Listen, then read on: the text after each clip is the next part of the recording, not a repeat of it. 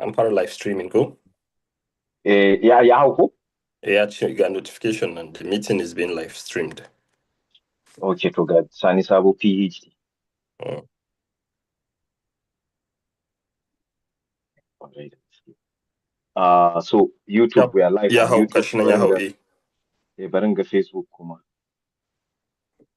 Ko zan iya mishi hikima ta nan.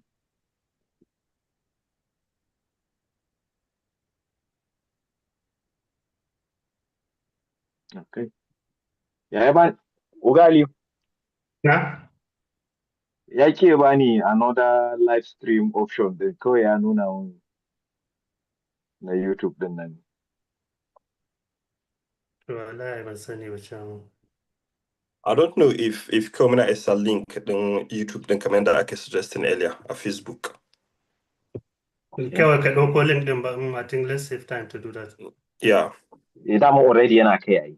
So hopefully bari dai mu za mu iya sake sa reminder.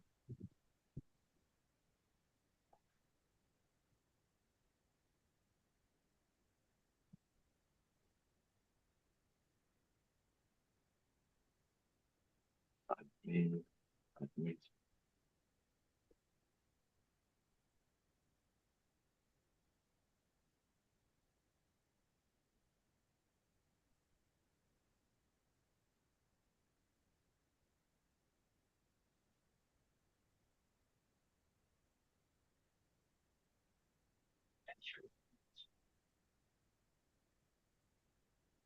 So ai sai lokacin da muke setting up abin sai su gaya mana cewa ID account is not established din yanda suke bukata. Sai sun baka ka gama komai. Sai sun kace suna son kama kenan sun ka tsaya wannan ɗinka kenan. So ai bai kamata ba kuma sai ka zo za ka hau kuma sai su sa baka kuma hodin.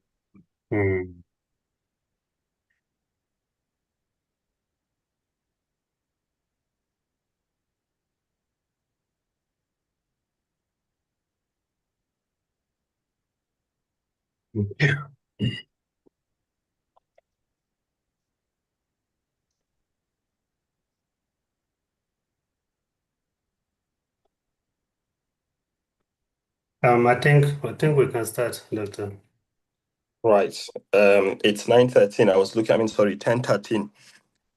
Well, it's correct. It's 9:13 here UK time, and I think 10:13 Nigeria. I was looking at maybe 2 more minutes, and then okay, so that's 15 fine. minutes past 9. Yes, so we can probably start and okay. see how it goes. I mean, we've given 2 hours to factor all of these things. Yeah.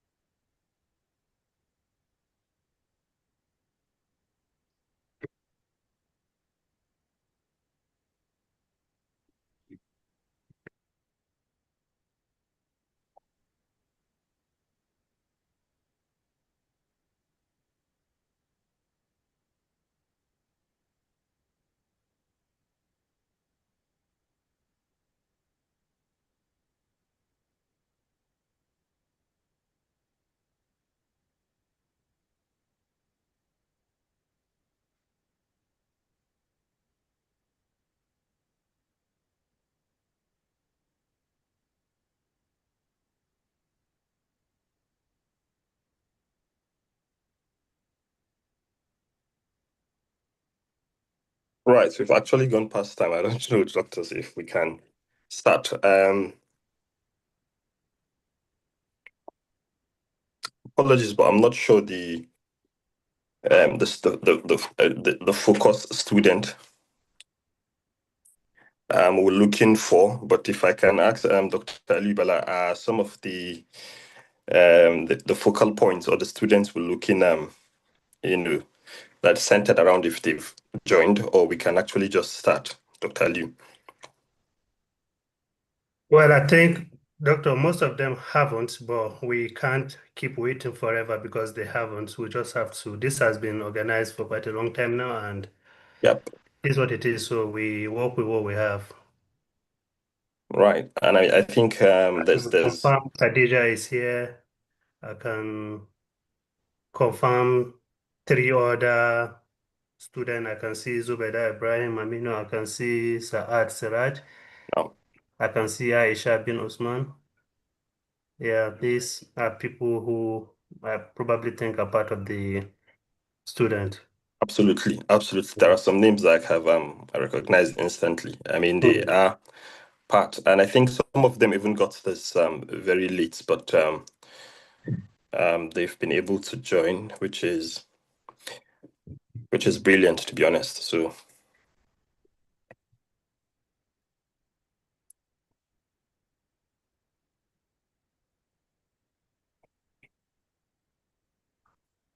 right. And I think as the moderator, I think we can start if it's fine with the house. Yeah, it is with me. Inshallah. Right. So are we recording the session, Dr. Ali? Yes, we should. Okay, so I think let me record.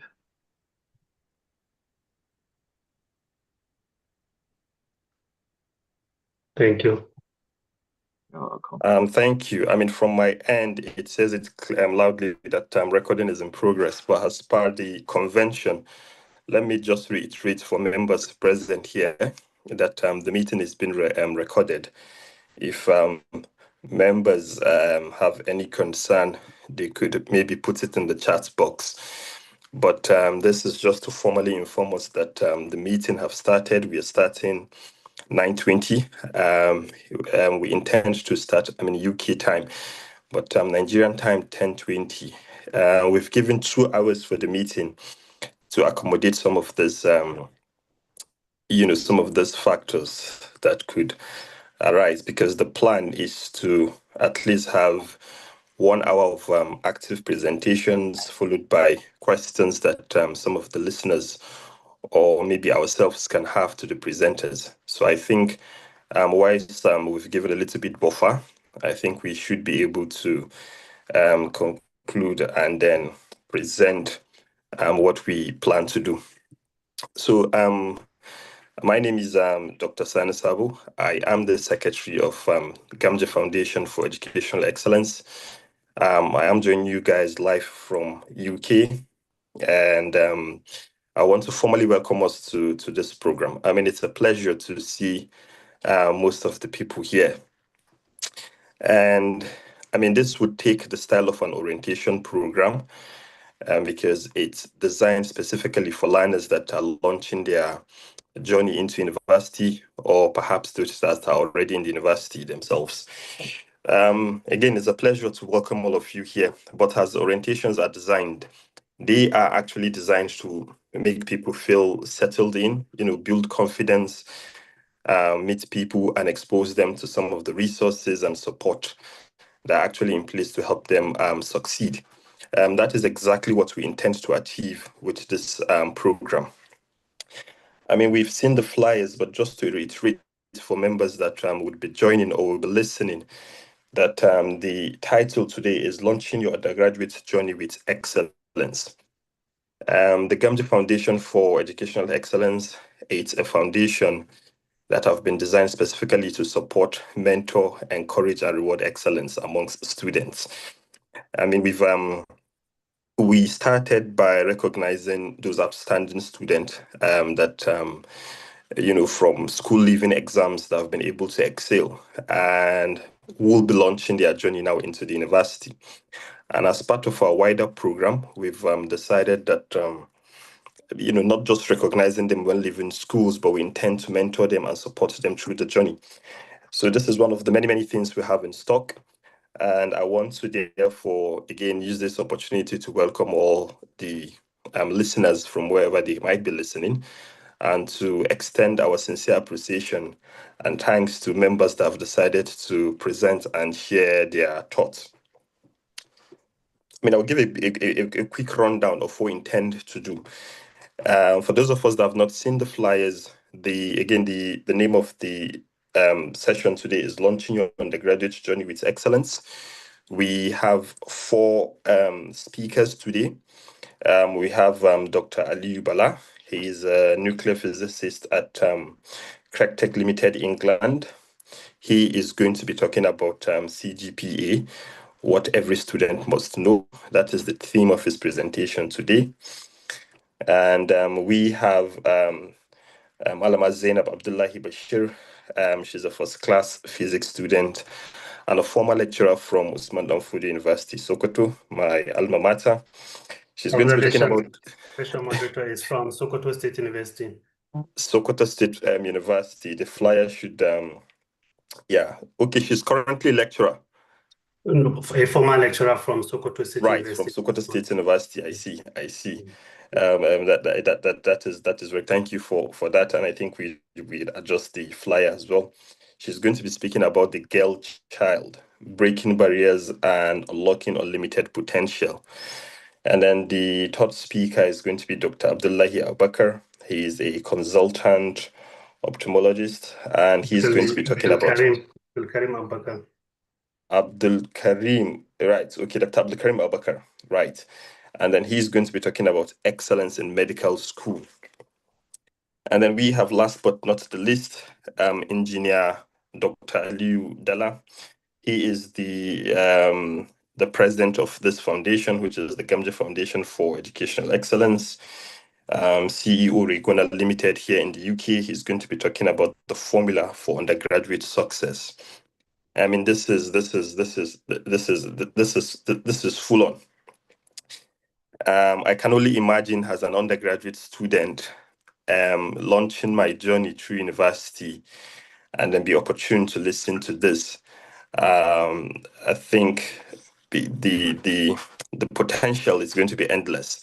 So this is what we intend to achieve, to mentor, to support, to guide, and that we'll continue to do by the special grace of God. So these are the rundown of the speakers. They are going to be having 10 minutes each to make their first round of presentation. Whilst they're going to be having 10 minutes, they're going to be having a buffer of 5 minutes. If they've not been able to conclude, that gives them a total of 15 minutes. That means in an hour or so, we should be able to conclude the first roundup of the presentation. And we ask that listeners could please jot if they've got any questions, because after that, there's going to be a round of questions directed to these presenters. So that is going to be, so again, we have 4 presenters. Each presenter will have 10 minutes to make his presentation. In the event he's not able to conclude, he'll be going to be having an additional 5 minutes. So what would happen is after the first 10 minutes, I should be able to signal that that's the first 10 minutes, and then presenters should please be able to maybe round up or speed up a little bit, because they'll be having 5 minutes left. If they are able to present within the 10 minutes stipulated time, that will be brilliant. We'll move on to the next speaker. And then after which we're going to be having some round of questions. The plan initially was to have a presenter, and as soon as he's finished his presentation, members should be able to ask questions. But to be able to make it smooth and in the interest of time, we reckon we get the presentations done and then we could have the questions later. That way we could guide time without, not depriving some of our speakers from speaking. So that is going to be the rundown of events. Without much ado, I'm a little bit behind schedule. I think the floor should be open for our first speaker. And please feel free to reintroduce yourself if there's aspects I've omitted or add in terms of presentation. So again, the first speaker is going to be Dr. Ali Bala. He is going to be presenting what we call the CGPA. I would like him to break that down. And that's it. So CGPA, what every student must know as they embark to this wonderful university journey. Thank you very much. The floor is open, and welcome, Dr. Ali Bala. Thank you very much, Mr. Moderator, for giving me this opportunity to talk to our freshers on CGPA.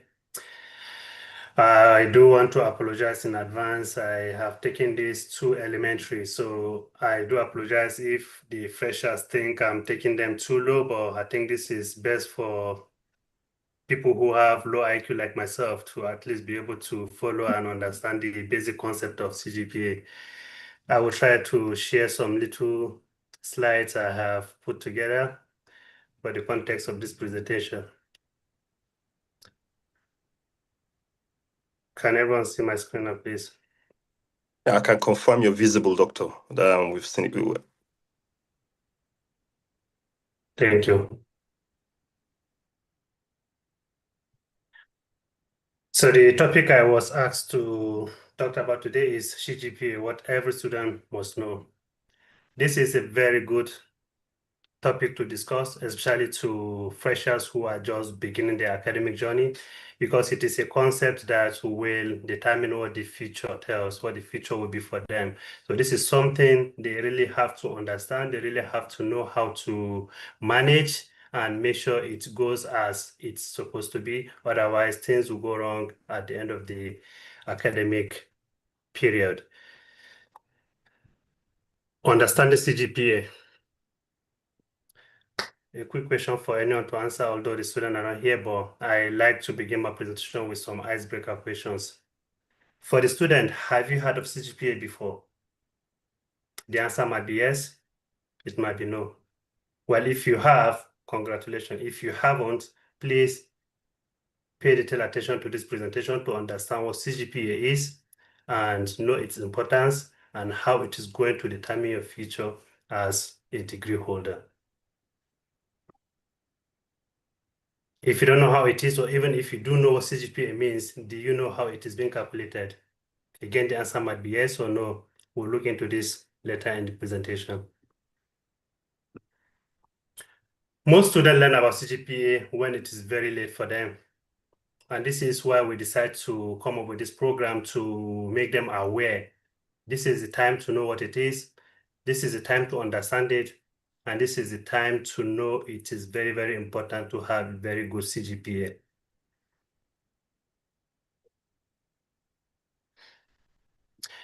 CGPA is derived from GPA, and GPA means grade point average.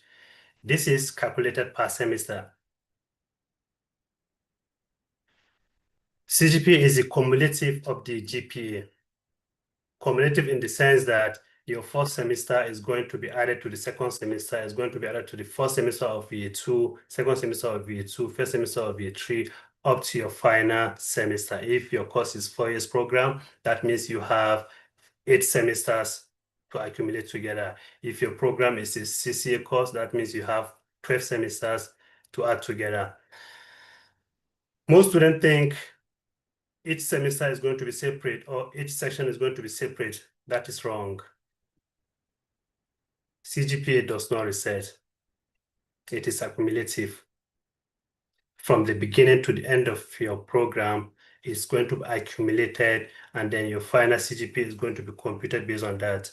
So if you get your first year wrong, it is going to take you a very, very significant effort to be able to bring your CGPA to a significant value. So this is the time to make it strong. This is the time to make it good.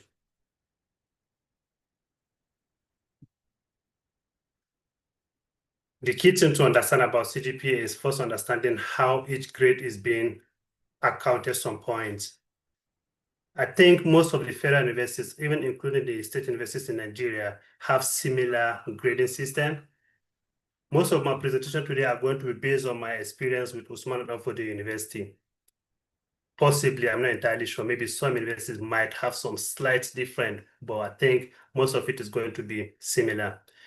For a university system, grade A is given 5 points. So if you sit for a course, results are released and you saw an A, that means you have 5 points in that course. Depending on the unit it has, you will see what I mean by units later in the presentation. A B is accounted 4 points, C 3, and down to F, which has no points. This is a simple formula. I'll try to explain what this is.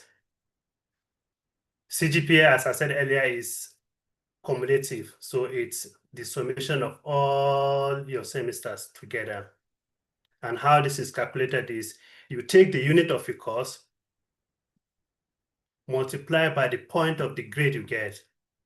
You do that for all the courses you have sat, and then you divide the number you get by the total units of all the courses you have taken for the entire year or for the entire period. If your course is 5 years, for the entire 5 years.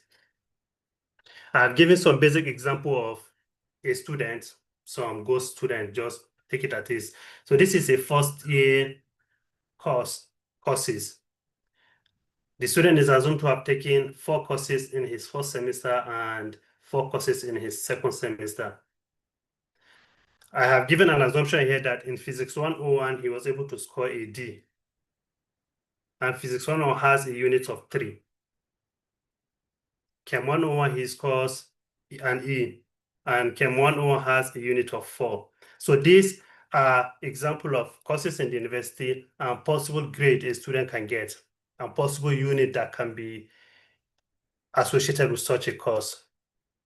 Now, looking at this formula on the left-hand side, if you take the unit of the points of D from my earlier slide, D has a value of 2, right? Now you multiply 2 by 3, plus you take the value of E, or the point of E, which is 1, times 4, plus you take the point of C, which is 3, times the unit, which is 3, yeah, plus so on and so on. This is how you keep multiplying the unit by the grade point and summing it to the next course. You do this for all the courses you have sat for in that semester, and that is going to give you your GPA for that semester. The student goes to a second semester, yeah, he does the same thing. In second semester, he was able to do better because the first semester is actually not good. 1D, 1E, and 2C. Well, an average student can say this is good, but this is actually not good because in that semester, he has a GPA of 8. Did I say 8? 2.08, right? Now, in his second semester, he was able to like, okay, I need to do better. My first semester was bad. I need to do something. And he was able to at least improve significantly by having 2 A's and 2 B's. Now, look at second semester alone. In second semester, his GPA is 4.5. This is a first class point, second semester. But because that is not going to be what he is going to carry to a 2, it's now going to be accumulated to the first semester. That means added to the first semester, and then the cumulative will be calculated, which is CGPA. So now if you add all the units times their points in all the 2 semesters and divide by the total units in both semesters, which is 24, the student now end up having a CGPA of 3.25. Back to what I said earlier, the first semester matters, the first year matters. Now look at, because this student began with a very poor or bad first semester, but despite all effort he has put together in second semester to make sure he has a better grade, the effect of first semester has reflected in his second semester. So the entire CGPA of his first year now falls to 3.29. And this is even below a second class upper division. So can you see a student who managed to have a point that is equivalent to first class in his second semester has now been dropped down to second class lower division because of the effect of his first semester. So this is for the first year. Now, if the entirety of this first year is bad or is worse, no matter how good you try in your second year, in your third year, in your fourth year, the amount by which you'll be able to raise your CGPA is going to be very, very slow, very, very insignificant. CGPA is hard to raise. So you need to get it right in your first year and maintain that throughout your study period. If you get it wrong in your first year, it is going to take very, very significant effort, hard work, multiple good sections ahead to be able to raise the bad first session you have put together. So make the first one good and maintain that throughout your period. That is the only way you'll be able to come up with a good CGPA at the end of it. This is the classification of CGPA per degree. If you are able to, at the end of your program, finish with a point or a CGPA between 4.5 to 5, you are considered as a first-class student. If that is not possible, then please fall into the second one, which is between 3.5 and 4.49. Look at this effect. The difference between 4.49 and 4.5 is just 0.01. But that is significant enough to make somebody not to graduate with first class. So you can see the effect. So if you end up graduating with 3.5 to 4.49, you are now called a second class upper division. The next one that follows is second class lower division, which is 2.4 to 3.49. And then third class, which is 1.5 to 2.39. A pass degree, which is CGPA of 1 to 1.49. And anything below that is a fail. Any student who wants to have a good future towards his degree should aim to graduate with a first class or at least a second class upper division. Some might argue, does it really matter? Is degree not a degree? My brothers and sisters, it does matter. It does matter. At the end of everything, there will be what we call the funnel approach to everything.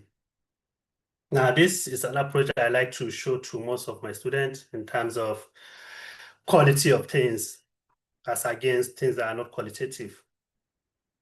I have decided to give some color coding to all the class of degrees.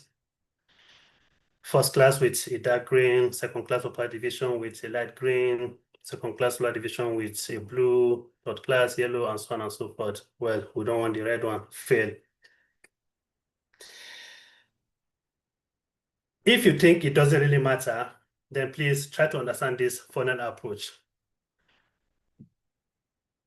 In the labor market, scholarship opportunities, requirements are put in place. You need to have certain requirements to be able to get some scholarship opportunity, either in Nigeria or abroad. You need to have certain requirements to be able to be employed into any company, organizations, institute, whatever it is. Most of these conditions lies in your degree program. Most of these conditions will state clearly you need to have a first class or a second class upper division. Now, this is where the funnel approach comes into play.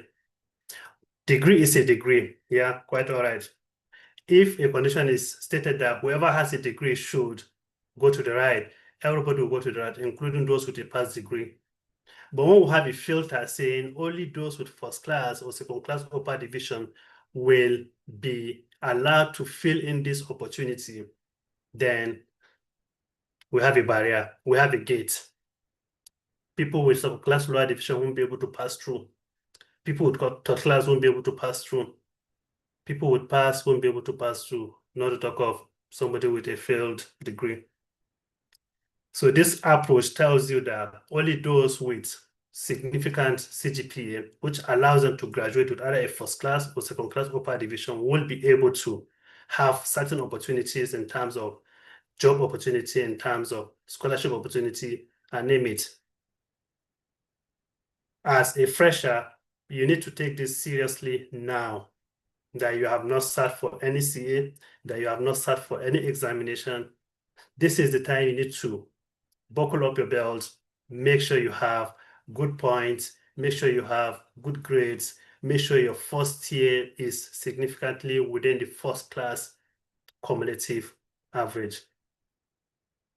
Try to maintain that throughout your studies. You've got 3 more minutes, Doctor. Just. I think having said that, I can stop my presentation here. And for the student, if you have any question as to how this is being calculated, I think I try to make it as simple as it is, but probably you still miss the concept. Please do let me know. I will try to explain further how this is calculated and how this affects your future. Thank you.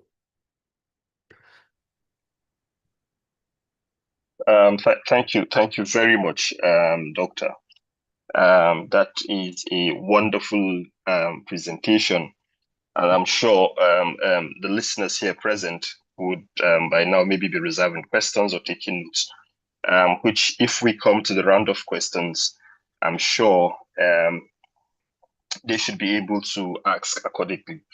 I'm not sure whether the approach works because there was an indication after the first 10 minutes. Can you confirm you're able to see that reaction when I sent it? I was not able to because I think I was yeah. in full screen mode. Yeah. You were sharing your screen. I thought as much. And then I would do better. Maybe I will try to interject after the 10 minutes if the speakers are there. Yeah. I will try to find a cue where I could signal that the first 10 minutes. But that is spot on. You spent 12 minutes, which is really good. Thank you very much for that presentation. I mean, I was taken aback with your presentation. I was looking at some of the good old days. But now looking at the classifications of the degree, honestly, it's not cakewalk, and I think it's really instructive that we're doing this now. I hope listeners and maybe some of those that would have the opportunity to watch this not live would actually reap the benefits and take the message. I can't stress this enough, the importance of this CGPA as it pertains the program we're doing. But I know we've got medical students. I think that there are some differences, some nuances with the course, and I think doctor should be able to provide that. The next speaker would be Malama Zainab Abdullahi Bashir. She's a first class. Now, those of you that might not know what a first class is, I believe from the presentation of Dr. Ali, you might have a little bit incline. And so the next presenter, she's a first class physics student. Perhaps now we can appreciate that. She's a former lecturer at Sokoto State University. She's going to be talking about the girl child, breaking barriers and unlocking unlimited potentials. So if Malama Zainab is there, without further ado, I think the floor is yours, Malama. You could take over. Thank you very much.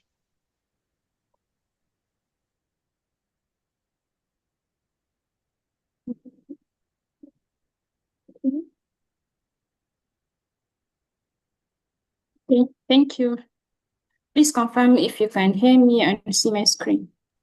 Yep, absolutely. We can hear you loud and clear, and we can see your screen as well.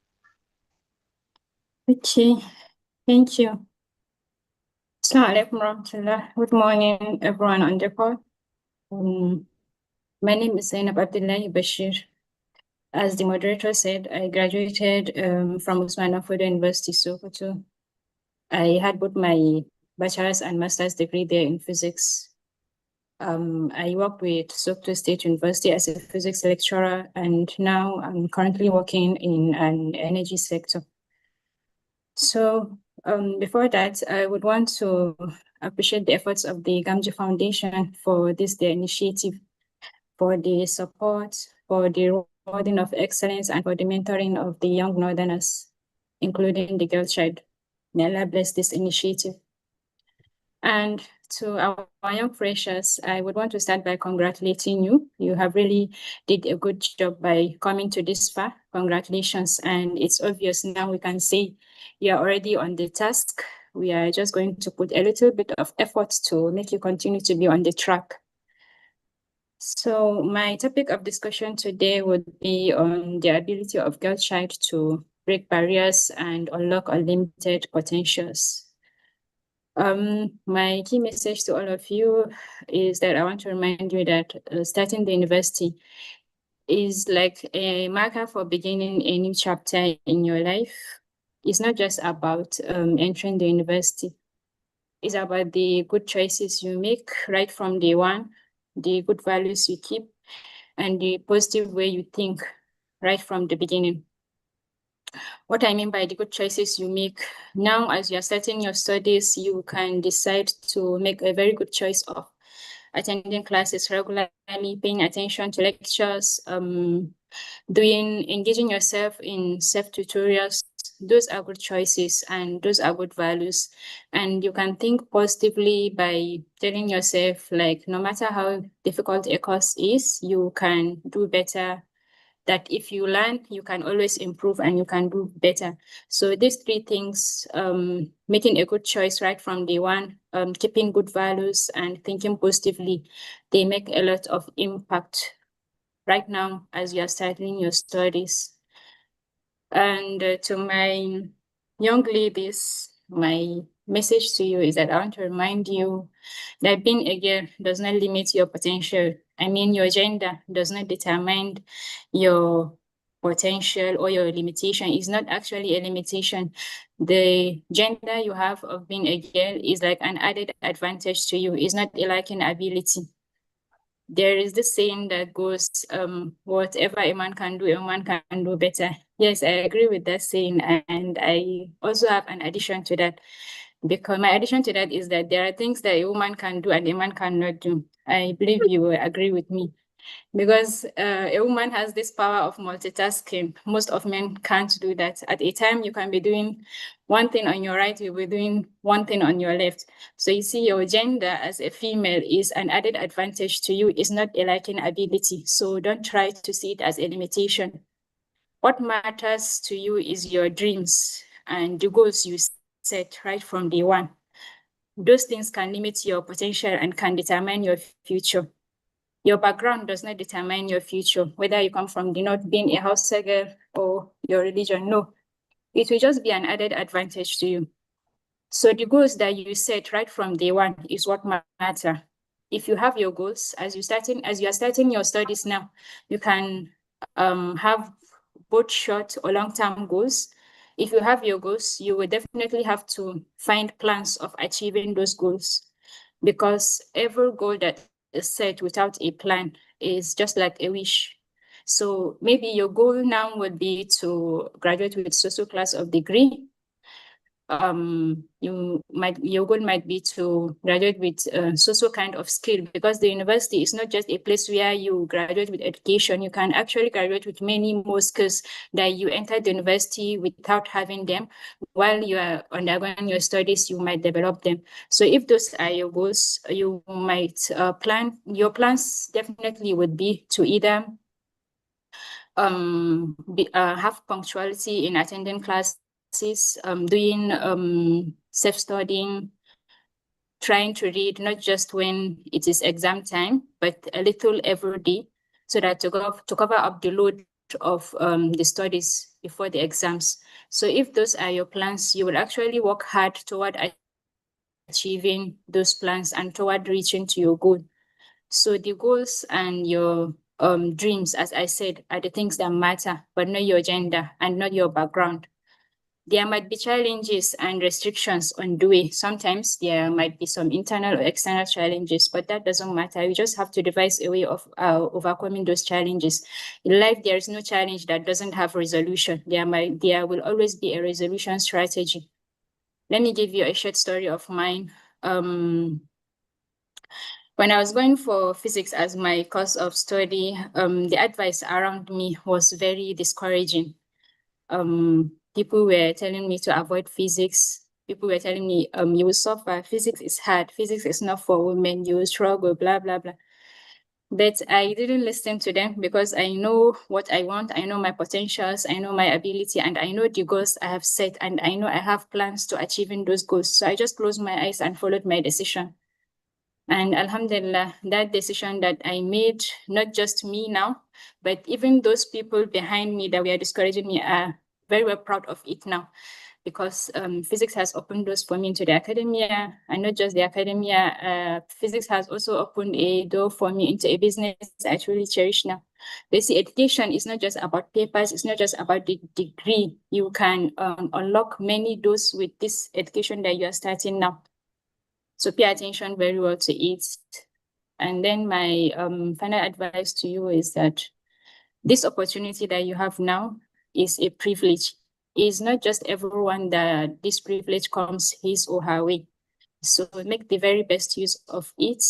And remember, education is a very powerful tool you are having now in your hands.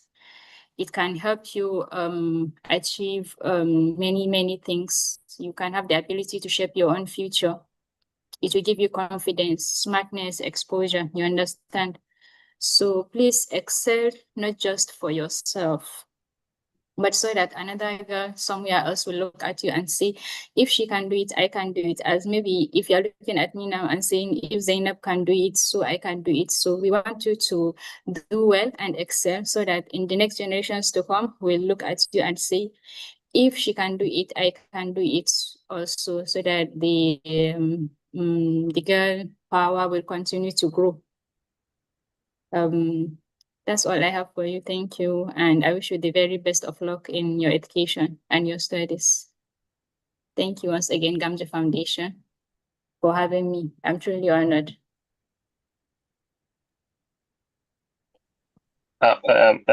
Thank you very, very much, Malama. That is an excellent presentation. I hope the listeners would note some of those salient points you've made. There's a point she made that a little every day. I mean, that is so profound, and I think that is the hallmark of what we're trying to do here. And then she talks about goals setting, that you should be able to set goal by the time you start.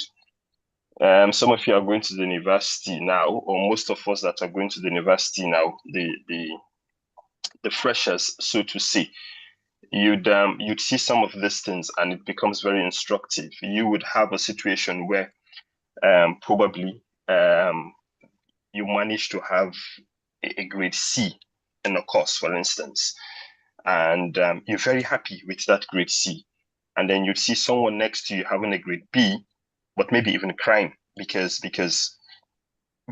so that just tells you the goal we set for each other. So why you celebrating a C grade, another person behind you is having a B grade, but then he's not happy. He's visibly not satisfied with that, because maybe the aim is for him to have an A grade. So that talks into that goals setting, and you should be able to start that every day. Say you've come to the university with the mindset of finishing with the first class. If you understand the earlier presentation, you understand that the B grade kills that first class. So first class students always want an A grade. And so there's this thing that some of them used to say, and we used to say back in the university and joke about it. We say A suspected, B confirmed. But I think the first class students wouldn't say that. What they are looking for is just the A grade. The B grade would be, for rainy days. So that is how you set these goals. And I believe as time goes on, we might be talking about some of those goal setting strategies like gap analysis, SWOT analysis, and all of those things, just to keep you on track. But there's a profound statement she made that being a girl child, because that is the angle she's coming from, it is not a limitation. I mean, today I've learned something. Now I know why I'm not good at multitasking. Alhamdulillah. Honestly, I've been baffled, and I took solace when I learned that the physics guys that Albert Einstein does not multitask, and I thought, I shouldn't be the only one then. But now I know. Now I know there's a genetic aspect to it. I mean, there's gender aspects to it. Thank you very much, Zainab. And I believe if the listeners have questions, we come up to a round of questions. So yeah, thank you. We'll move now to the next speaker, Dr. Abdul Karim Abakar. He's a consultant ophthalmologist. He is going to be talking about excellence in medical school. There's a reason why we've introduced this topic, because a sizable number of the freshers from Gamji going into the university are going to be, looking into this area of medical science. And like I said earlier, it's a very niche space. Some of the way they grade themselves, the way they, motivate themselves across the university could be a little bit different from some of those other courses we do. So the medical area is a niche space, and we have learners, we have students going into that medical aspect. So we thought we should have someone from that background to be able to guide some of our learners towards that journey. So again, I think at this point, we would like to invite Doctor to the floor. Again, he's going to be talking about excellence in medical field. So, Doctor, we are ready when you are. Thank you very much. The floor is yours.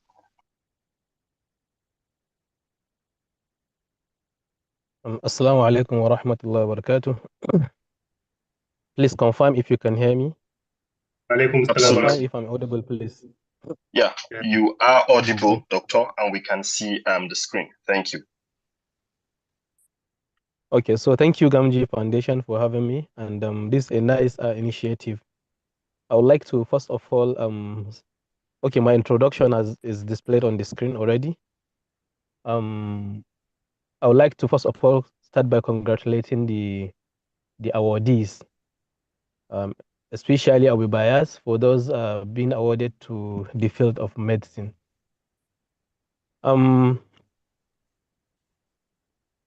As the first presenter highlighted, some of the presentations, especially the CGPA and co, are actually not meant for you.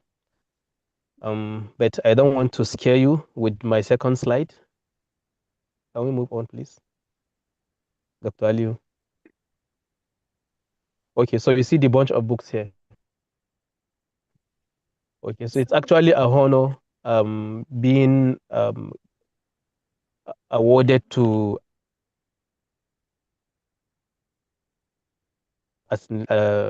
read medicine.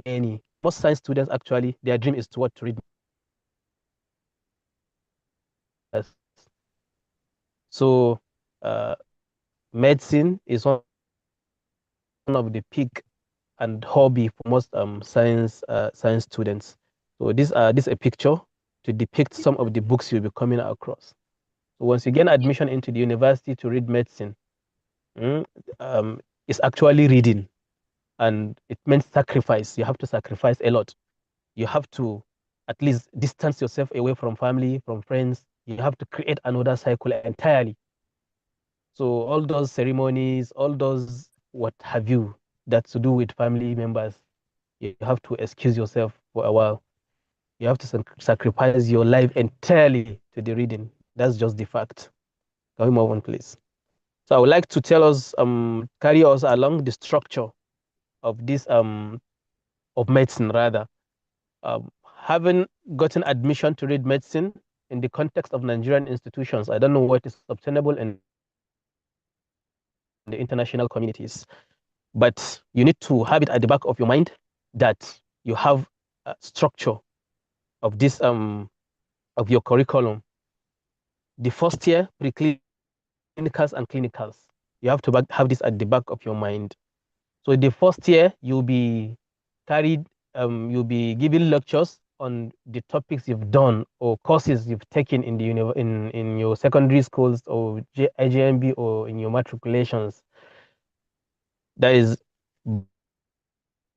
mathematics, especially further mathematics, physics, biology, chemistry, among others. These are the courses entirely that you'll be doing in your first year.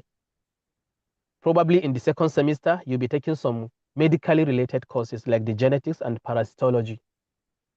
And your preclinicals, you'll be dealing mainly with courses like the anatomy, which discuss about the human structures, human body structures, and the physiology, how it functions, biochemistry, microbiology, and pathology and pharmacology. Also, in some institutions are part of the preclinicals.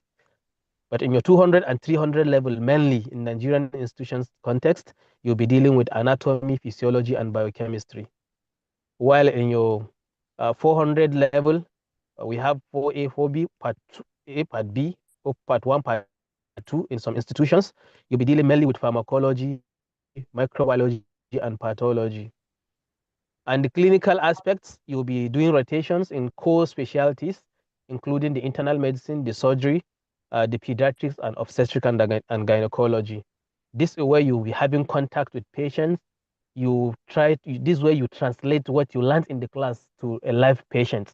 This way you learn how to relate with patient and how to get an accurate diagnosis, or how to um, come up with a lot of disease conditions, how to elicited by patients by interacting with such a patients. Okay, Dr. Liu. Okay, good. So there are certain tips you need to understand and put at the back of your mind that will help you to excel in medical school. As I said earlier, you have to read. There is no truth about it. Read, you must read. You must read, because in 100 level, you see, because a lot of you that got this opportunity are the best or among the best in your various secondary schools. So you think that, oh, I've been taking the first position in school, so I will maintain that. Yes, quite sure. In 100 level, once the results are displayed, definitely you won't ask anybody that this is for medical students, because the trend has been usual. Your grades in 100 level are A's. Occasionally you see B's. So don't be deceived by that, because things changes. So you have to engage in active recalling. Once you read, you have to be sure that you actually understood what you read. You have to read it with repetitions. You also have to get high yield informations. You need to get materials that are up to date. You can't just be reading anyhow or anywhere. You can't just read whatever comes to your hand or on your table. You have to be guided on the books you read. This depends on the institutions you are in. So you have to collaborate with your seniors. They will guide you. They will give you the appropriate materials to read. It is important also to utilize the use of question banks. You need to have past questions. This will guide your reading. This will enable you to read and meet the target. You can't just be reading anyhow. That's question papers. The question banks will guide your reading actually. Sometimes, especially in some of the textbooks or some of the courses you'll be taking, like the anatomy, physiology, you'll be given some videos or some pictures or atlas for anatomy that will be guiding you. This will aid your practice with visual aid. So you see it, you read it, and you see it. That will stick to your brain and will help you to remember. There is this rule, the three review rule. If actually you want to succeed in medical school, you have to get your timetable, know the courses that are to be taken per semesters, and ensure that you read that topic before the lecture. Even if you didn't understand, try to read it. And immediately during the lecture or when the lecturer is out, please try to rehearse and ensure that you understood what the lecturer has given you. And finally, thereafter, you also read. So these three review rule, it's also helpful and will make you excel in medical school. Next slide, please. Okay, you have to organize your time also and manage your time appropriately. If you are reading medicine, you have to know that you have to be reading consistently and it has to be daily. Ensure that you have some dedicated hours, because even the lectures are too cumbersome. You may be having lectures from 8 to 4. You may be having lectures from 8, maybe a break of 1 hour, a break of 2 hours. In some environment, maybe just to go and pray or whatever. We'll see the timetable, but ensure that you create a time that you have to be reading consistently, and it has to be daily. And you have to plan ahead. If you have anything to do, probably you want to go to the market, you want to go and get something, ensure that you plan. It didn't collide with your lectures. Don't ever miss lectures. Prioritize your task. When you have a course you've not read and you have a test, ensure that you prioritize. Make sure that if that lecturer has given a handout or has given you a clue on what to read, please ensure that you read that system. For example, in physiology, the lecturer taught you about cardiovascular physiology. Don't just be reading these high profile textbooks on that. If he has given you anything that will guide you, ensure that you master what he gave you before you can add additional stops on it from other textbooks. So you have to prioritize your task. Know what he has given you in and out, then you can look for other ones and create a sustainable schedule. Make sure that whatever plan you have on how to read, make sure that it is sustainable. Make sure you create something that you can do consistently and you sustain. Don't start it 1-2 days and stop and abandon. And then it's advisable that you create a group discussion, maybe a group of 3 or 4. Don't study alone, actually. If you read in groups, it will be helpful. So that will enable you to know that you've really understood what you read, because you will try to teach your cohort. Try to teach them. If you are in a group discussion, don't be the receiver always. Try to give at a point. Don't just be listening. You should also be ready to give your own quota. Consistency over intensity. It doesn't matter how many hours I'll read today. Maybe today I'll read like 8 hours. I'll be happy I read for 8 hours today. But tomorrow, maybe 1 hour. You see, this is intensity. But if you are consistent, you will read for 2 hours every day, and you are consistent with that, I think this is better and it will be good for you and will help you to excel. Next, please. Next slide. Okay, build a support. Sorry, the last. Okay, good. Build a support network. You can't do it alone. Actually, find a mentors. You need to look for mentors from your tutors, from your colleagues, and from your seniors. You shouldn't be you have to drop any ego. It is not an issue that I know it. You understand? I'm more intelligent. Everybody you see in medical field is intelligent. That's just the fact. And the truth is, an average candidate or average student do excel more better than the so-called brilliant. So you just behave a normal life, be humble. Find mentors that will guide you on the appropriate materials. Find mentors that will guide you on how to excel while in school. Form study groups, as I mentioned earlier. Have a group discussion. Don't be too many, and don't do it alone. If you are too many, it's a bit of noise and probably a lot of gist. And most importantly, make sure that you marry this to your course of study and your mental health. Don't allow this course to take you down. Avoid burnout. Try to create time for yourself. Exercise, probably choose a game of your like. Try to have a time that you refresh your mind. Once you are having any problem with anything concerning your studies, maybe you are reading, you are not understanding, whatever challenge, please try to seek for help and seek for help early. Next slide. 5 more minutes, doctor. Okay. Thank you. Okay. So, as I highlighted earlier, you have preclinical level and you have your clinical levels. So now in the clinicals, start from your 400 level. That's when you'll be having encounter with patients. Your consultants or your senior registrars or your registrars will be asking you to go and interact with patients, to clerk, take information. This will enable you to develop confidence on how to make diagnosis and outline your line of management. on patients. It starts early, actually. So you have to be proactive in rotations. When you are doing internal medicine posting, please try to be there on time. If you are giving any patient to clerk, ensure that you do that appropriately. You will learn a lot, and this will make you a better physician at the end of your studies. And you need to ask questions. Whatever you don't understand, please ask questions. Ask questions. People are there before you and expected they know it better than you. So please ask questions. It will help you to become a better clinician. Next slide, please. Okay. Now professionalism and attitude. Once you are in 100 level, very rare, but it occurs sometimes. You will meet some students that are your seniors. They are repeating that class. It's not that they are not intelligent. They are very intelligent. If you have their scores and grades in secondary school, among them there is a person definitely that has never became second in his school. He was always the first.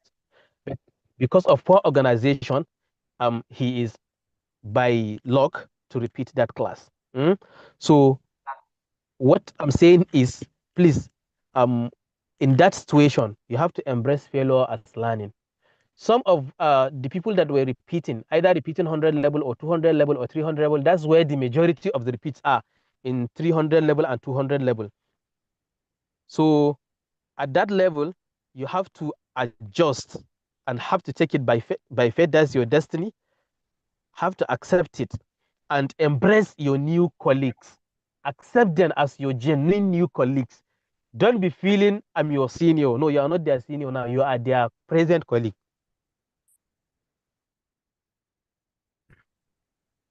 So the better you align yourself with your new colleagues, it will be better for you. Failure to do that, it will cause a lot of depression, and eventually a lot of people that fail to recognize their new colleagues as their colleagues end up leaving the medical school. So you have to embrace failure as learning. Once you fail any test, try to identify what is the reason you fail and attribute that reason, that failure, to yourself, not to the lecturer, not to your colleagues, not to anybody. Once you identify that, try to work on yourself and ensure that the next test you will become excellent and develop empathy. Now you'll be interacting with patients. Please pity that patient. Just relate to that patient as is your family member, because some of the utterances are actually not funny, especially ones at a point of death. Some people would just don't care. They'll just mention anything that the patient has finally kicked the bucket in the presence of your loved ones. You don't just assume you are the loved one of that person. How will you feel? So you have to treat with caution and respect and stay culturally aware. Don't ever do anything that contradicts the culture of the environment you are. Respect people culture, also respect your profession, and treat everyone with utmost respect. I think with the few information I've given, if one is able to embrace this, I think you will not only excel, so you will not only pass your grades, you also do it excellently. And while doing this, you ensure that your mental health is also intact. It's not it doesn't affect you. So in summary, know that you are just destined to get medicine or get admission to read medicine. You are not better than others. And thank God for that. It's a very good opportunity. Perhaps you'll be contributing your quota to saving the lives of many patients, and that is actually rewarding. And many people have done it, and you can do it excellently. You don't have to be very brilliant to excel, but you need to be average and be consistent and be respectful to your colleagues, your seniors, and your tutors. Align yourself with your mentors, with your class members, and also align yourself with your class group members. Do not demonstrate any form of ego. You are better than you are better than this, better than that. It doesn't happen in medical school. Ensure that you are all the same, you are all equal. Only what will make you better than the other is destiny. Thank you once again, Gamji Foundation, for having me. Pardon me with some of the grammars. and don't be distracted with these books. You have a lot to read actually, but you'll be guided appropriately in your institution by your seniors and your mentors. Thank you, and I wish you best. Thank you very much, Doctor. Towards the end, you said for this little contribution or for this little presentation you've done. Well, I'm here to say, Doctor, this is not little. I mean, I've been taking notes. I don't know about our listeners or those of us that listen live, or those of us that will listen, afterwards. But that is the beauty of technology again. So learners, I think, can go back and read some of those things you've highlighted. But not in any stretch. This is not light, and I want to thank our speakers so far for their ability to utilize the time given. I mean, these are veterans, you can tell, with the time management. So again, thank you very much, Doctor. I've looked at a lot of things, and I've been reflecting. I mean, the first thing that caught my attention is when you mentioned that if you're given admission into that medical school, you have to excuse yourself and create a new cycle. That is so profound. And you mentioned this idea to study smart, and you'd see this because you'd have a lot of friends, even in the university, from secondary school, and some of us that all those things, like I think it's full on. That you should understand, and I think appreciating it from the get-go and embracing it makes it even much more easier. Yesterday I was joking with Dr. Ali when I said there's this phrase that so once you're given that medicine, embrace it, Kawe. That is it. You mentioned studying smart, and in that you mentioned about active recall and spaced repetition. Well, I think we can also borrow this, or the learners that are not going into a medical field. Actually, we have what we call the learning scientists. It's 6 strategies where you talked about spacing, retrieval practice, elaboration, interleaving, concrete example, dual coding. These are the 6 strategies. And that thing you talked about, active recall, spaced repetition, that is exactly what is encoded in there. That's spacing. You need to space. You need to read something, give it a little bit time, and then go back to it. Then you have that retrieval practice, the ability to recall information. And then elaboration, which again, I think would come in the clinicals, where you have to elaborate points. You have to be able to, talk about the mechanisms of it. What is the responsible for creating what? And then you have interleaving, where you can borrow an idea from one place, interleave it with another idea to be able to reach a conclusion. So your ability to interlink things would come into places. And then concrete example, I think this is for some of us that are doing some of this physical science. If you're trying to explain an idea, but you can't match it with concrete example, it's very, very difficult to explain that you've actually understood it. And then the dual coding, and some of those things. But these are really, really good strategies that I think members should take. Up-to-date information, I mean, technology kinds of bridge that. The 3 review rule, I think some of us have been doing it without actually articulating it. Read before, read immediately, and then you have to read again afterwards. I find this very interesting. Consistency over intensity. And I wish, I hope learners would take this. And then the final point you made is about professionalism. You have to be professional in dealing with some of these things. So thank you really, really very much, Doctor. And we hope to bring you back as much as we can, to further break this. And I'm sure some of these learners might be reaching out to Gamji if they are stuck, and they would make sure to always knock at your door, Doctor. And yes, Doctor Tindakagama. Thank you very much.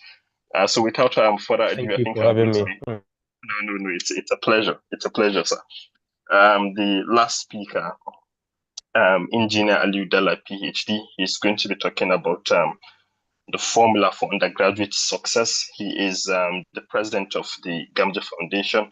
He's the CEO of Regona Limited here in the UK. Like I said, the title of his presentation is the formula for undergraduate success. So Doctor, over to you again. Doctor, you'll be having 10 minutes, and then I will knock at your door for an additional 5 minutes. Thank you. The floor is yours. We're ready when you are. Okay. So thank you. I would like to thank all the. Can you hear me? Let me just be sure. Yes, we can hear you, Chairman. Okay. So thank you. I would like to thank all the speakers for this brilliant discussion and tips. I just wish, I can time travel and just get all this advice and implement them when I started. I mean, they're quite excellent and fantastic. And there's a lot of cross similarities between, because this I'm talking about the formula for undergraduate success. So I think I'm going to build on existing protocols and stand on the shoulders of giants. So mine is going to take more of an anecdotal approach. I don't know, my slide, is it moving? Yeah, so I remembered when I was about to go to the university, just the gap year before we moved in, I went and met up with some of my friends. And so an elderly guy, he was in the university at that time. I think he was in 300 level, big boy, you just want to be like him. He has all this timberland and everything, and he was cool, right? You had the Biggie and the Tupac and everything. And so, but he called me into a room one day and he told me to sit down. His friend, actually, his cousin was my friend. So he called me apart from, he said, I want to see you not with your friend. I want you to see you alone. So I went into the room. It was a dark lit room then. And he told me, he said, I'm going to give you an advice. And I think it's going to help you in your life, but you have you have to listen carefully and you have to take it seriously. He said, when we came into the university, we felt that we were the big boys because we had all the nice clothes, we were cool, we were everything. And there were these guys that were always taking books and running around reading in class. And even the girls didn't even give them much attention. They were giving us more of the attention. He said, I continued like that, didn't miss some lectures, go to parties and did everything that you could think of to just feel cool, to be the main guys in the class. He said, but unfortunately, now in my third year, I've understood that I was the fool. They, those ones carrying the books and running to classes and studying, those were the smart ones. So he said, do not make the mistake I made. This is the greatest regret I have. My CGPA is extremely low. I have a lot of carryovers and I'm struggling.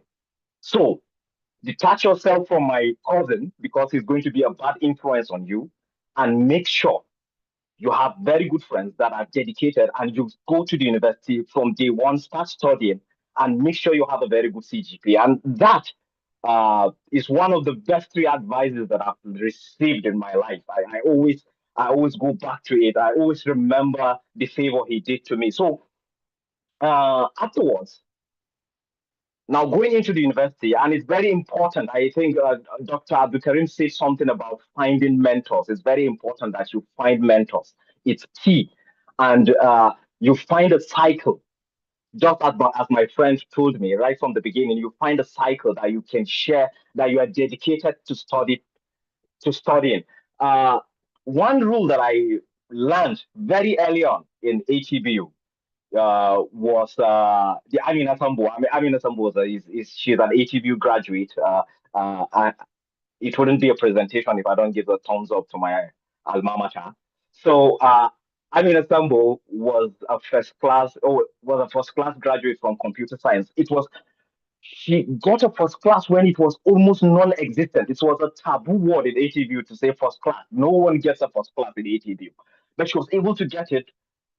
She was one of the people that broke the jinx. And what she did, she came up with a formula which was really helpful for me as well. The golden triangle, she called it, right? In such a way that you're going to limit your life. It's difficult, most especially the first year when you're trying to build a CGPA. It's very important. You have to make a lot of sacrifices in your first year. If you love football, if you love all those things, you have to kill distraction. I'm not saying completely, but you have to take it out.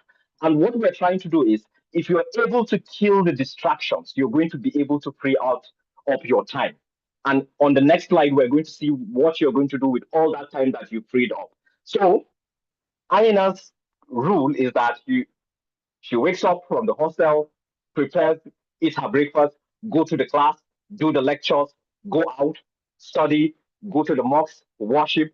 She's done. She goes back. So that's the routine. Once you create a routine, that's the most powerful weapon. And that's why the saying goes that culture eats strategy for dinner. Because if you're able to create this culture of excellence, of consistency, that you know that these are the things that I do, these are the three things that I do. For as an example, Obama, they said, has like more than 20 suits that are the same colors, everything. Why? Because he has created to taking out all the distractions. He knows that when he wakes up, it's just a blue suit he's wearing, and that's it. So if you're able to create this culture that you're able to streamline and take away this distraction and count in every minute, because every minute counts. Once the clock starts, 100 level, fresher, the clock starts. No one tells you that you're on a countdown. So now, after creating this time, we go to the and most of some like Dr. Abdulkarim talked about this, Dr. Sabo talked about this, the forgetting call. This was an idea that I got from a Chinese friend in when I went for my master's in Manchester. So I mean, after the first semester, I tried my best, but he was like the best in the class. And I kind of just befriended him. And as Dr. Abdulkarim said, you have to kill the ego. So I had to learn from him. What's your secret? How are you able to really get this very, very extremely high scores? And he told me about, he asked, do you know Haman Ebbinghaus curve? And I'm like, what? He said, yes. This is the curve. So he got a paper and drew it to me. So it's exactly the same thing that Dr. Abdulkarim said. When you learn something, it's an exponential decay. When you learn something, after a day, you lose almost 50% of what you've learned. Let's say you go to a lecture. After a day, without repeating it, without reading it again, you lose more than 50%. And after 7 days, it drops to less than 20%. So you could wake up one day and what's that thing? You're trying to remember it and you cannot remember it. That is just the way your brain works. It's not that you're stupid or you're not clever. It's just the way the brain works. So the people that have been able to really achieve success have been able to understand this simple fact. Now, with the time that you've created using the triangle, I mean, a Sambo's triangle, the time that you've created, you now dedicate it in making sure that you have this spaced repetition in the sense that you look at the material before the lectures, as Dr. Abdulkarim said, go through it, skim through it, kind of understand the gist, and then you go for the lectures. Once you go for the lectures, you learn the lecturers puts you through the material. The next thing, after the lectures, the next day, before you start, let's say you have 20 topics or 10 topics. So before you learn topic number 3, after a day, you're trying to repeat, after the lecture, you're trying to repeat it. You just don't repeat topic number 3. You go to topic number 1, you browse through it, you refresh yourself, go to topic number 2, you refresh yourself, then you kind of study topic number 3. So at the end, when you get to topic number 10, every day you would have been studying those across. And you need time to be able to do that because it's diligence, it's tenacity. And that's why you don't have to have that distractions. So if you're able to do that, now you can see after the first revision, you can see the curve is now becoming a bit less steeper. And then after the second revision, you're able to learn more, like 60% after the first, second, third day. And then it gets to a point that it just sticks. It just sticks. You remember it anytime. I mean, from a sleep, if someone wakes you up, you can just tell them about it. And so it's not just about memorizing, it's about understanding the material and really, really practicing it. Lord Kelvin said, if you cannot measure it, you cannot improve it. So you have to be able to measure because it's not just about, doing your studying and everything. You have to make sure that you're fine tuning and tuning yourself towards exams. And one way to test this is you have past Q&A, which is very important because we are a creature of habit. A lecturer, most especially if he has been taking that course for a year, for 2 years, for 3 years, is not going to deviate very much from what he has said in his exams.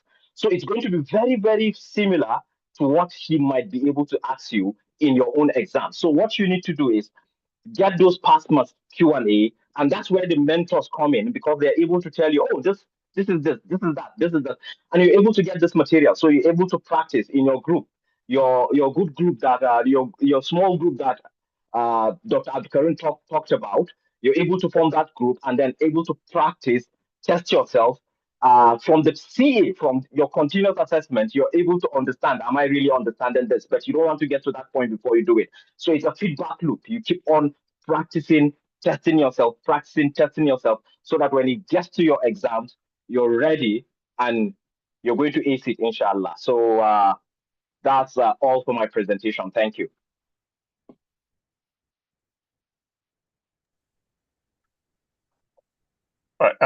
Thank you, thank you very much, Doctor. I mean, this is the last of the presenters. That's Dr. Aliu coming with the formula for undergraduate success.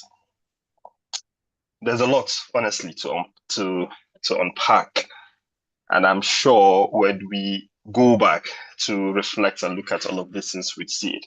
I mean, first and foremost is the news advice. Then you have the Amina Sambu Golden Triangle.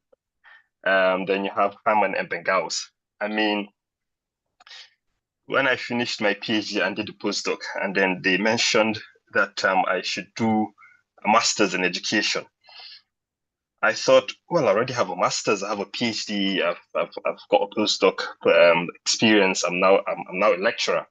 Why should I do this? But it was so profound, because most of the things we've been saying, then we then get to connect it to the theoretical aspects of it, and then we try to make it make sense so that you actually know what you're doing. But every day we learn new things. And I think it was then when I stumbled upon this theory, the Haman and Bengaus theory. And then I looked at, the experiment he carried on himself, to come up with this theory.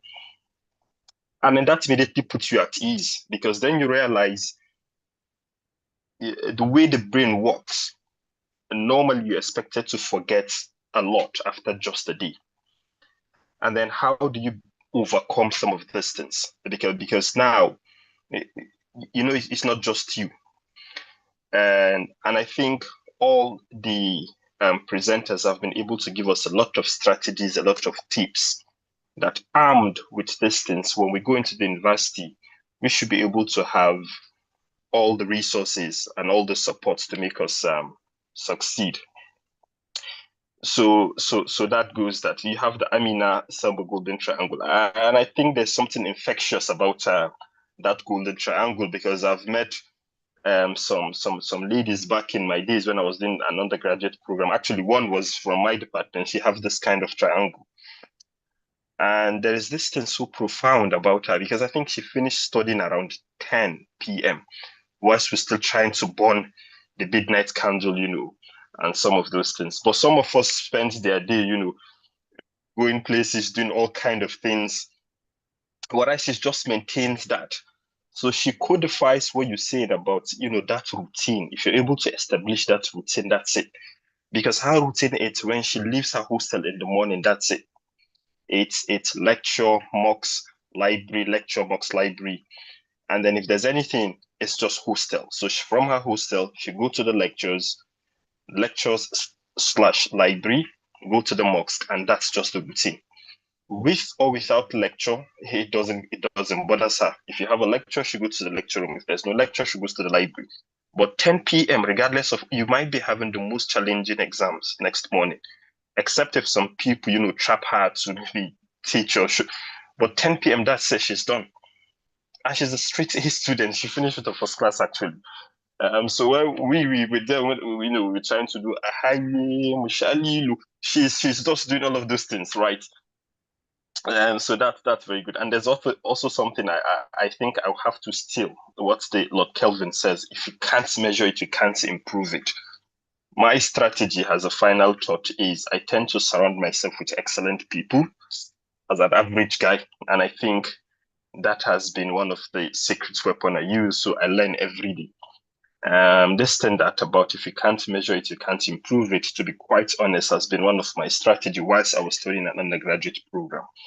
I realized if I study the question paper and merely pass the exams, I then start to feel I don't quite understand this thing, because when we come to 200 level, and we start to do some of those things, because I was studying chemistry, I felt I should understand this thing. And I think that started when we did something called the Hess's cycle. So when we're trying to create the alternate pathways, and try to measure enthalpies and all of those things, it was so confusing because I couldn't understand what is this about enthalpy of combustion, formation, bond enthalpies, enthalpy of vaporization. It was too much. Then I just felt, I just saw a textbook in the library. Honestly, I just picked up the textbook and then moved to that page or that chapter, but understood it so much that when I went back to the material that was provided, I realized, no, this is not breaking it. So that I think that really helped me, in the sense that, just like one of the presenters says, read the resources or the material provided, but then find other resources. And I think with technology, members could have access to materials from MIT, from Harvard, from some of the best schools. So read the resources provided by your supervisor, by your tutor, because that gives you his perspective. That kind of gives you the area you need to concentrate on, because now he's the master in that thing called curriculum. But once you've gotten that idea, then try to expand, try to seek deeper understanding. Now I'm going back to Malama Zainab's presentation, all right? And not just that, understand the topic, understand the course you're doing itself. So thank you very much, presenters. Honestly speaking, it's been such, I can't believe that we're already an hour and a half into this presentation. Now, we've looked at how to calculate the CGPA. We've understood that being a girl child is actually not a barrier. If anything, is an added advantage. Dr. Abdul Karim have given us those perspective about the nuances in medical school and just actual general tips that could help us. Engineer Dr. Ali Dalla has come with some of those formulas for successes. I like it with how he was able to put names to it. The news advice now will be something we take forward, and then we'll preach the gospel. I mean, as Sambo Golden Triangle is something that people should actually embrace, and then realize that if you can't measure it, you can't actually improve it. So use question papers, use some of those questions you see at the back of every chapter of a book. Try to constantly interrogate yourself before you actually interrogate it. So thank you very much, speakers. And without further ado, I think we can open the floor to members. We have 20 minutes, to ask some questions. They could be general, they could be targeted questions to some of the presenters. So yeah, and then we have other questions from the chats. But what we can do is, for those present, if they can ask the question, so we give them the advantage of being here present with us. So the floor would now be open for some of those questions. And probably we'd have like 10 minutes to do that. And maybe in the next 5 minutes or thereabouts, we should be able to go through the chats. If there's other questions that have been pinned there, we could also respond to the question. So the floor is open to our listeners. If they've got any questions for our presenters, the floor is open. We would have 10 minutes for that.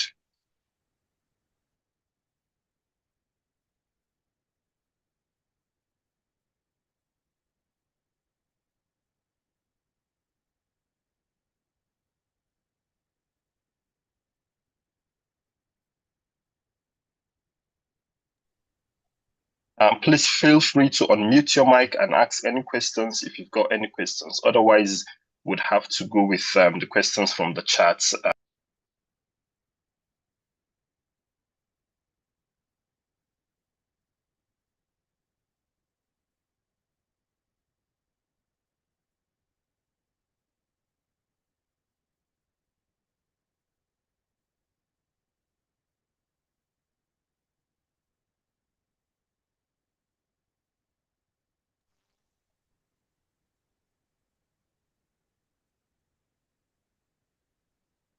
I can see Khadija Laden raising up hand. The floor is yours, Khadija. You could go ahead and ask a question. Okay, good morning, sir. Good morning. My question is this. Like when you talk about forming a study group, it should contain minimum people, like the study group should not be too much.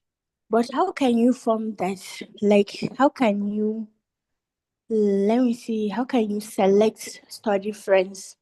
The steps you should put towards in selecting study friends, maybe in your class or even outside your class, so that you not end up with study friends that will spoil all of your apples. Hello? Moderator, I kind of jumped to gone. So that's sorry. So that's a very good question. That's a very good question because I face a very similar situation in first year, second year. Sorry, first year, second semester. We formed a study group, and it ended up becoming more of like a cheating group. You just go there, and before you know it, I'm like, you guys, we need to study, and then all of a sudden, someone will bring a story. I can't go. So it's very important. I think that's a very important question. I think, and it's quite impressive that you are able to see those, corners. That those are some of the mistakes and the weaknesses of finding the study group. So there are some landmines. You have to make sure that number one, in every situation, you have to be the captain of your soul. You have to be in charge, absolutely, in such a way that, like a bulldozer. So this is my dream. This is my ambition. This is what I want to achieve. I've already created my pattern. I've already adopted, for instance, the Amina Sambo's golden triangle. So my study group partners should be aligned towards that. So whenever you see that they are taking you away from your study and then pushing you towards a direction. There's this activity, there's this party, let's go, or there's this. You have to know that you need to detach. You have to be very, very, almost fanatical about your aim. So I think that's a very good observation, but I'll leave the floor open for others to contribute. Thank you. I think I also chip in here to say one thing as well regarding the same question Khadija have asked. One thing I would advise Khadija and Co is to, in the beginning, try to observe people. Observe them and know those who have similar passion like you, people who are serious like you. Don't make a friend before knowing who they are. Know them before making them a friend. So this is the key, I think, and this will help you. Thank you. Okay, sir, thank you. Malama Zainab, I don't know whether she can chip something coming from that perspective. Well, we've been very careful with the gender thing here. Yeah. And thank you, Malama. I don't know. Yeah. It's just as Doctor said, you have to pick people that you have same goals with and having same energy. So you will first observe the people around you and see that if you are having same goal, they are really wanting to learn and not just to pass time. So you can choose from those kind of people. Thank you very much, Doctor. In essence, you have to be ruthlessly effective, Akemiki Chiwa. You have to be ruthlessly effective. You have to completely eradicate anything that you think, you're not sharing the same goal. And some of them could be sweet, and they're trying to give that persona, but you should be able to detect them. That's, that messiah tendency. Now you want to help I think it's good, but then you have to situate it properly. I say so yeah. Thank you. I mean, there's Saad Siraj. The floor is yours, Saad. Assalamu alaikum wa rahmatullahi wa barakatuh. Good morning, guys. My question is that I need an advice. I'm stuck here that staying at home is better for medical students or staying at hostel? That's my question. Is just to stay at home to study, is it better than to be at hostel? Dr. Abdul Karim, this is kind of pointed. He said to medical students, if you're still present, but Abun Kunali Kituchi was thank you. Well, that's a very good question. It actually depends. First of all, you need to understand yourself and know yourself better. If I kind of your parents, probably you are comfortable at home, and you have the energy, and you have people that will be waking you up, not just your alarm. So staying at home, there is no problem. But it is too early at your 100 level to decide that, because you won't know whether that will help you or not. And having a study group among others, it may be difficult if you are if you are at home and alone. So in summary, I think staying at hostel will be better. Okay, Once thank you you very know much. yourself, once you know yourself and you know what you are capable of, if you decide to go off, okay, fine. But at the beginning, please stay on campus, because that way you learn a lot from your colleagues. And this discussion will be difficult if you are at home, because most of the time during the day, probably 8 lectures has begun. Probably lectures closes by 4. If you are off key, probably your food is at home. You may not be having opportunity to be buying food outside. You understand? And you'll be hungry. You understand? You want to have a siesta, sleep for like few hours before you start reading. So your colleagues on campus will rest, have enough rest, while they will be starting reading, and that's when you'll be finding your ways to back home rather. So that opportunity will be actually not there, will not be there. So I think staying on campus, I think, is better. Thank you. Okay, thank you very much. Thank you. Yeah, and there is yeah. But please, all the other members here present, not just the medical student, please take this on board. It's actually really instructive. 100 level IBAX and Kankama. So you don't know some of those things. So you want to play it safe. Akwai Muhammad Kabir. I mean, I've seen Muhammad Kabir. I think he raised his hand, if I'm not mistaken.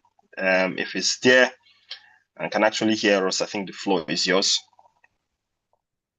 You can unmute and ask the question.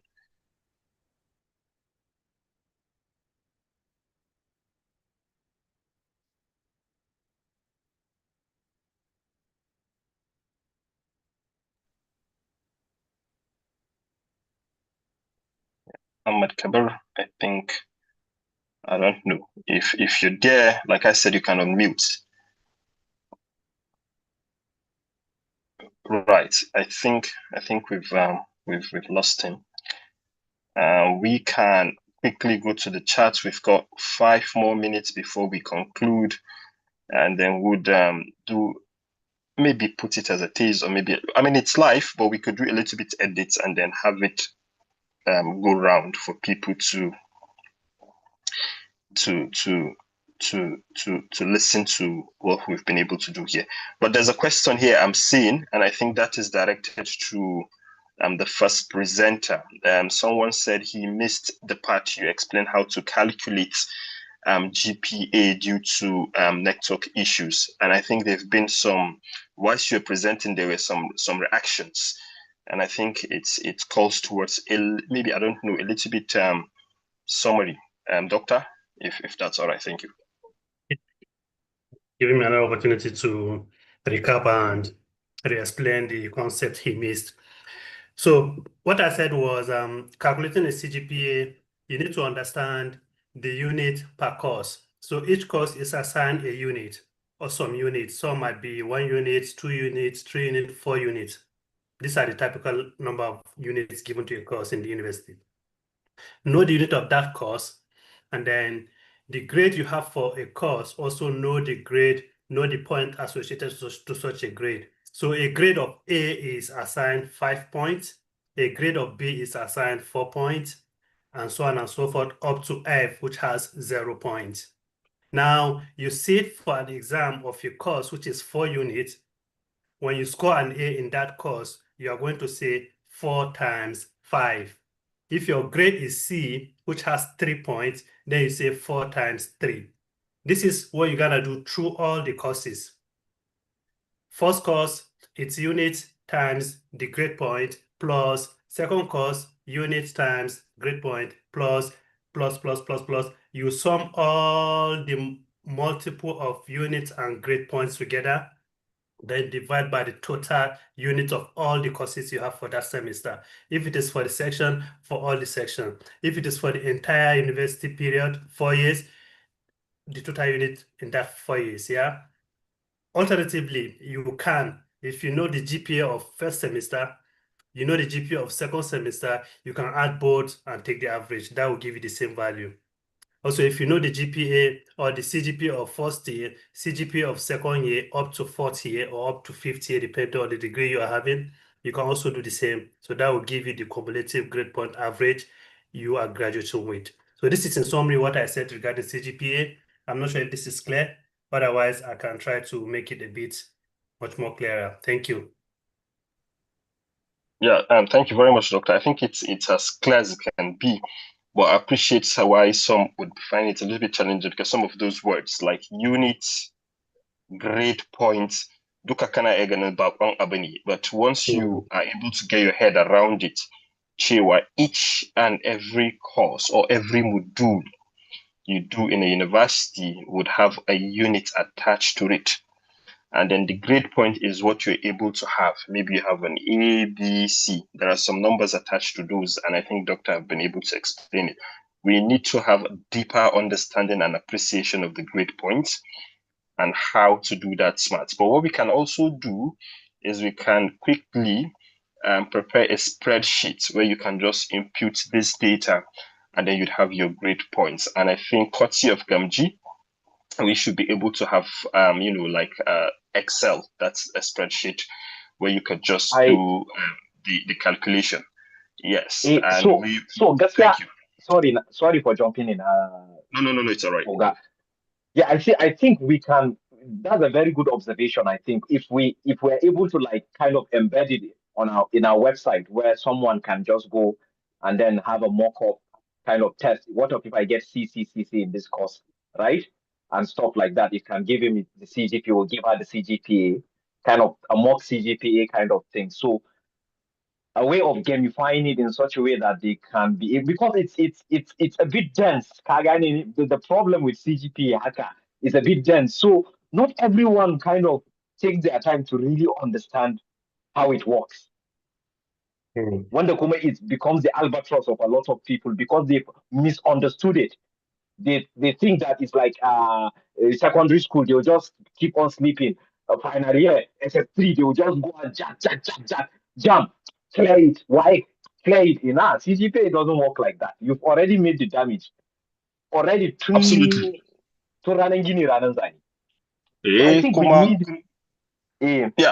Yeah, we should be able to have that spreadsheet, Doctor. Like you said, simultaneously downloading and kind of imputing. Another thing I want to draw attention is Kasam university, some of those modules, courses, make it challenge. Some of those courses with the CGPA, the units and like 1 credit unit. So Kasam that eager is like sai ganga mutum ya tafi ya kashe dare kan 1 unit ya iya shi gaba da ba 4 units kuma da kawo ci ai bisan abin to ai kai hanka kan ta kara wannan 4 units ne ka gane me nake ga 1 unit that eager is yeah, they're very interesting.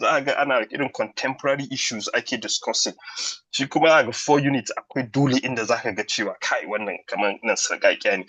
But in terms of prioritization and some of those things, it's might be advisable. I think prioritizing we advise Kaiduka.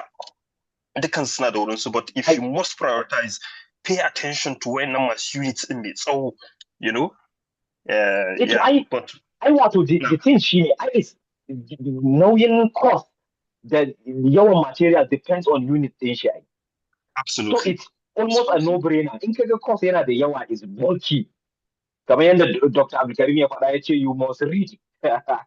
So you have to understand that you must read that course to make any headway. Because 4 credit unit, getting an F ko kuma an E in a 4 credit unit is a killer.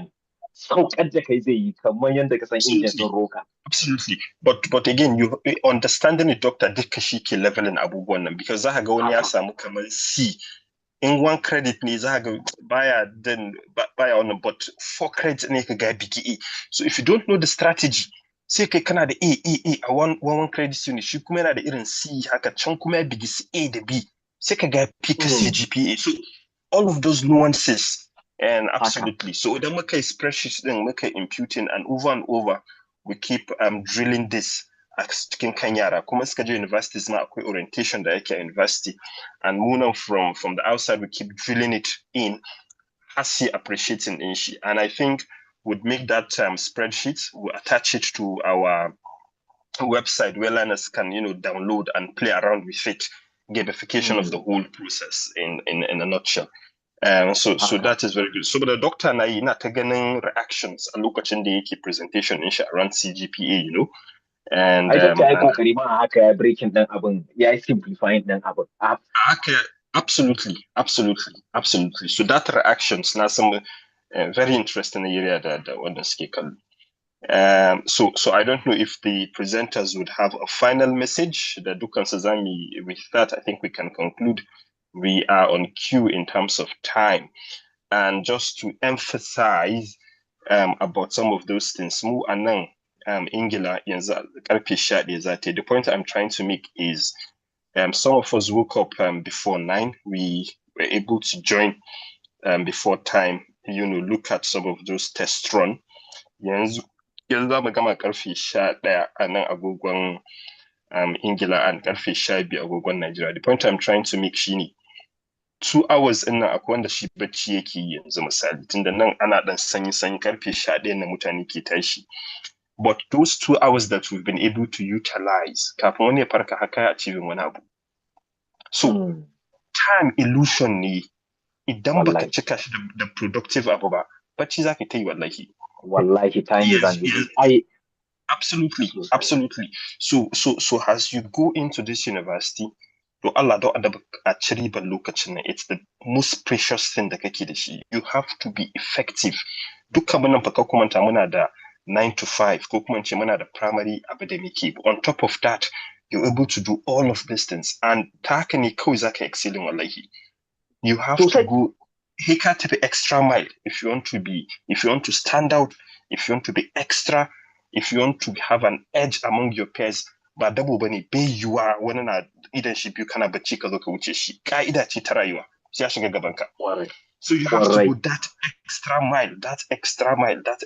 You have to have that mindset. In wani zai awa biyu kai awa uku saboda kamar ni that is my advantage kamar da na ga muku.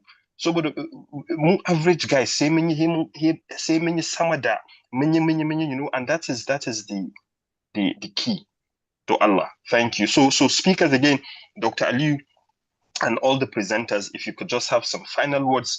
We're going to be a little bit above time yanzu karfe 11, but just final words, see me capping and say mukuli. Thank you very much, speakers. Thank you very much, moderator. I think mine is going to be simple. Just put your head forward, know why you are there, and try to achieve what takes you there. And I wish you all the best in your studies. Okay. Malama Zainab, if you can have, okay, doctor, you want to go? No, Malama Zainab to shigo. Let's follow the queue. Okay, thank you, sir.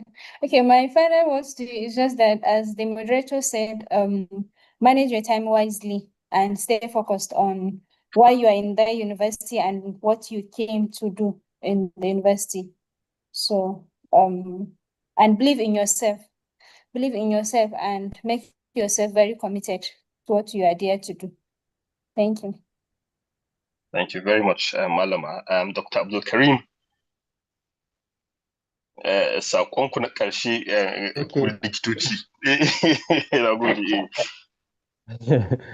Okay, thank you, Doctor, thank you, Gamji Foundation, for the opportunity to speak. And for the awardees, especially those to read medicine, I would like to congratulate you and welcome you to the field of medicine. And I wish you best of luck and success in your studies and your practice as you become medical doctors. Congratulations once again. Thank you for having me. Thank you very much, Doctor. Quickly, Dr. Ali, over to you. Okay. So I would like to thank the speakers that have come before me and for giving their time and energy and dedication for this course. Inshallah, hopefully we'll see a better ROI in our time, the Econ Allah. So the future belongs to freshers, someone coming in Yanzu, and we want you to do well. And that's why the whole Gamji Foundation was set up right from the beginning. So we've given you some tips of advice, and I think you should take that forward and implement it and make sure you pursue excellence and make us proud at the end of the day. We want to hear good stories, sweet stories after first semester. For medical students, at least after second semester, good stories of what you've been able to achieve, because hopefully we're expecting that you'd be the mentors that the future would rely on. Thank you. Thank you very much. I mean, we've come to the end of this program. I just can't believe it's 2 hours already. But I hope we've now been able to, for this freshers going into university, I hope you guys feel better informed, supported, and actually excited about the journey ahead. We just want you to know that this orientation is just the beginning. But the relationship you'll be building today, the questions you've asked, some of the resources and tips you've been introduced to, will continue to support you as you move forward, right? And please don't hesitate again to reach out to some of this mentors, some of the supports that we are trying to provide from the Gamji Foundation. When you go to the university, again, don't be afraid to seek for some of this support. We want you guys to take full advantage of the opportunities ahead. Stay curious, stay engaged, and most importantly, believe in your ability to thrive. Having admission into the university already in itself is a success, but then you have to be able to build that potential. And yeah, please be curious, and it's going to be an exciting journey ahead. Yield to some of the advices from this presentations and these speakers. We will try as much as we can to make this a recurring decimal every step of your journey. And once again, thank you all for being part of today's program. We want to sincerely thank our presenters. Yeah. Sorry, someone asked you a question. How do we join the foundation? Sorry, I just wanted to bring your attention to it. No, the question is directed to you, President. Okay, Secretary. Yes. So I think but this is a very good question.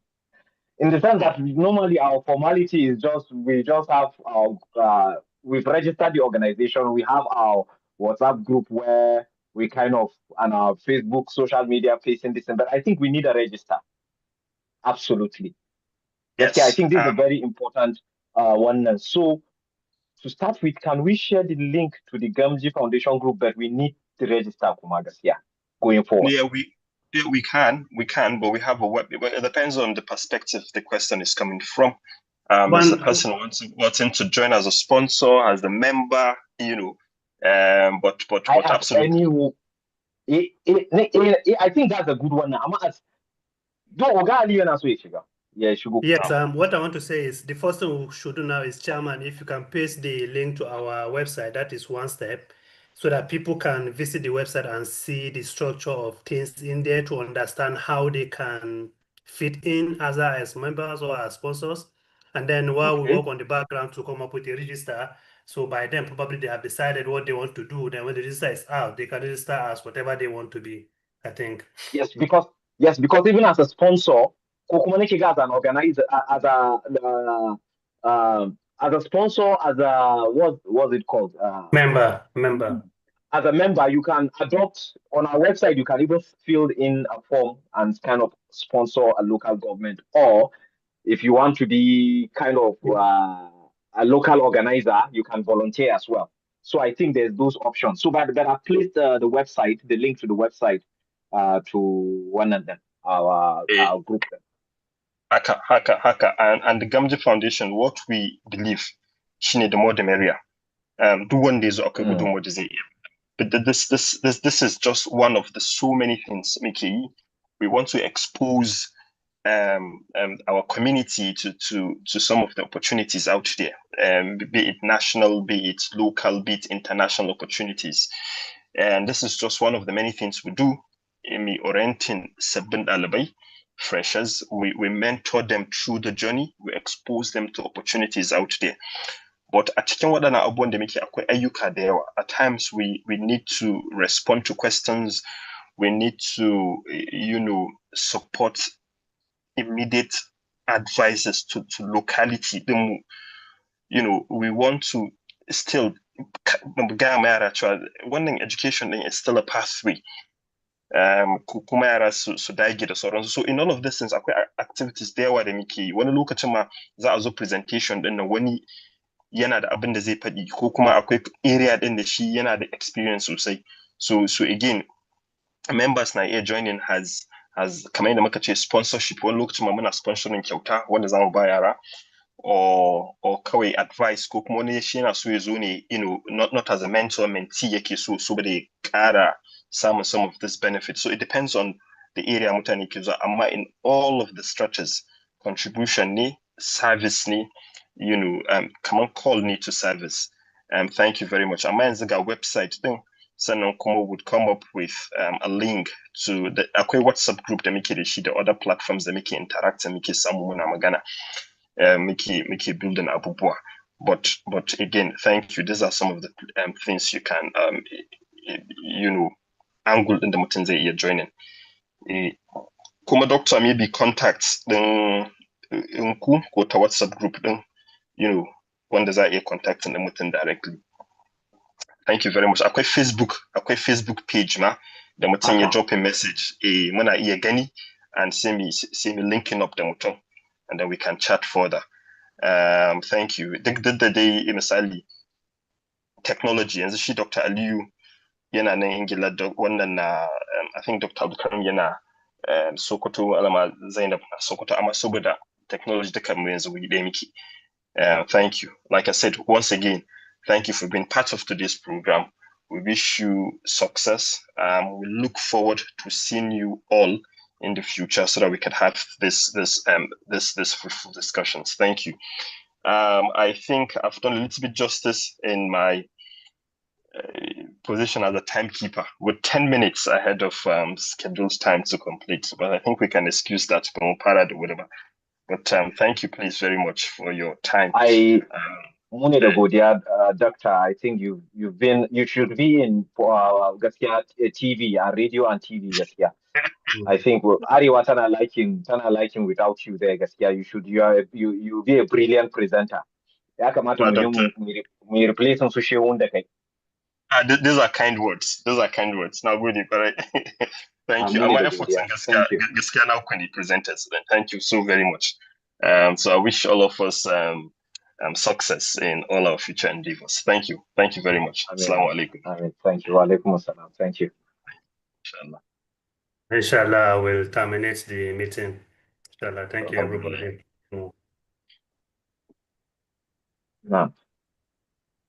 Streaming, do I have to terminate? Kai za ka yi terminating na streaming a wurin ka ko? Ko ya ne yake?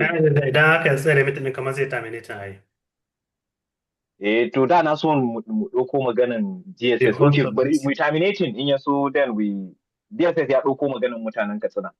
So let's terminate it, and then in ya so sai dan mana briefing din ko WhatsApp ne.